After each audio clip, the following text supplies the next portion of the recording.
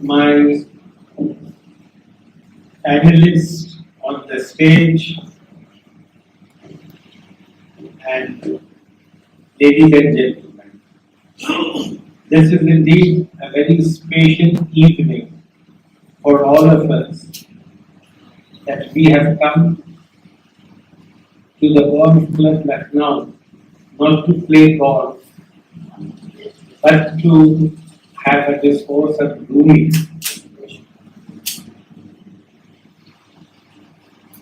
I assure you, first of all, that I am not going to quote any couplet of Rumi. That is first disclaimer which I am making, because I am no authority on Rumi. But let me share with you that if you see the quantum of the works of Rumi, it is indeed very amazing that how much or how many poems or verses he had composed in his lifetime. I can count before you. There are 25,000 plus couplets in the Masnavi, spanning over 6 volumes. Then there are 2,500 ghazals in the Diwan-e-Kabir, which he had devoted to his mentor, Shams Tabrizi. Now, in order to encompass such a corpus of literature within a short period of 15 minutes is humanly impossible. Therefore, I will never dare to speak anything on all the corpus of Maulana Jalaluddin Rumi. But certainly I am going to make an entry point into the world of Rumi. And I believe that entry point would also enable you to enter into such a large world of Rumi. There are 2 Rumis with which we confront. One Rumi is pre-Shams and the other Rumi is post-Shams. So we have least concern for the Rumi who lived before Shamsuddin Tabrizi. But we have all the concern for Rumi who was metamorphosed into Maulana by Shams in 1247. And in course of 3 years, what had happened to him? A change for the better or the worse. Whether he became a good man or he became a bad man. These are 2 important questions which we are going to answer in this brief period of time. So, my entry point, as I committed to you, is Mirza Asadullah Khan Ghalib. I would like to look at Rumi through the lens of Ghalib. Ghalib in one of the lines says, "Ye masail tasawwuf, ye tera bayan Ghalib." I'm not going to read the second line for precaution. But the first line holds my purpose. There the word which he has dexterously employed is bayan. Again I am going to quote another couplet of Ghalib where he says, "And और भी दुनिया में सुखनवर बहुत अच्छे कहते हैं कि गालिब का है अंदाज़े बयान और." Again he is using the word bayan. So there are advocates in our assembly here today. This is not the bayan which is being stated or recorded at the criminal court of justice. This bayan is altogether different.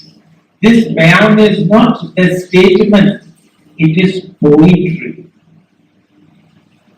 if you see the meaning of this bayan, if I were a lexicographer, I would certainly attribute a different meaning to the word bayan and say that bayan is not a statement, it is poetry, because Ghalib is writing in context of poetry. He is using this word. Now, as far as bayan is concerned, Ghalib has around 235 ghazals, Urdu ghazals to his credit. And he is famous for a single slim volume of ghazals, whereas his Persian over outnumbers his Urdu poetry. But people heap praises on Ghalib because of his Urdu ghazals, which are contained in a slim volume. And in the entire volume, there are rhyming words which we call radif, ba, pa, ja, ya, etc. etc. There is only one ghazal having the rhyming word pe, and that is also used for sharab. He has committed double crime. One, he should not have used a rhyming word of bay, and when he had used it, why he has used it with sharab. And nobody cares to read that ghazal. But I can vouch for that ghazal. That is one of the best ghazals of Mirza. There, Ghalib says that Sharh Hangam-e Hasti hai, Dahe मौसमे गुल रहबरे कतरा पे दरिया है खुशा मौजे शराब. That a wave of wine, that is the metaphor. This wave of wine, what it does, it leads a drop to an ocean. Imagine that this wave of wine, what is the function of this wave of wine? The wave of wine is leading a drop to an ocean. In fact, Shams was that wave of wine which had turned this drop of Rumi into the ocean of Molana. Again we say, पूछ मत बजके सिया मस्तिये अरफाबे चमन साये ताक में होती है हवा मौजे शराब. This Nasim or air or zephyr which you find blowing, how it has become intoxicating and becoming a wave of wine. It had lived under the shade of the vineyard. In fact, that vineyard was Shams Tabriz, which has turned this zephyr into Mauj Sharab. In fact, the world of Maulana after meeting Shams became a cosmos, not a universe, where you could see the movements of the spheres and the whisperings of woo into the ears of human beings. It cleanses the heart and makes it as crystal as clear, and the dialogue between man and God takes place in that sanctum sanctorum. So the miracle of Shams and Rumi is indeed a universal miracle. It has not only happened to Rumi and Shams, it also happened to Socrates and Plato. It also happened to Nizamuddin Aulia and Amir Hussain. It also happened to Moinuddin Chishti and Usmane Harun. It also happened to Swami Vivekananda and Shri Ramakrishna. This is something very universal and humane. So there are lucky people who come across a mentor who turns the life, who brings about changes, and he made him into a poet. Maulana Jalaluddin Rumi detested poetry before meeting Shams, but after meeting Shams, he became the poet, not poet or a poet, but the poet. That is the crux of the matter. And then what happened? He started breaking the shell of Quran and taking out the kernel from it,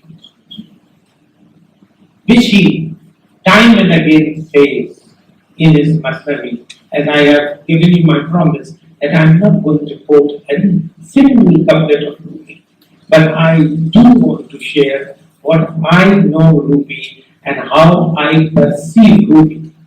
One of the things with which I would like to end my discourse on Rumi is that Rumi doesn't say that you shun all your leisures and pleasures and wealth and pomp and pomposity and grandeur and splendor. No, that he doesn't say. He wants you to live in leisure. He wants you to live in pleasure. But he gives a beautiful metaphor for that, a beautiful, elegant. What he says that when a ship moves on a sea, on water, it is very good. It moves from shore to shore.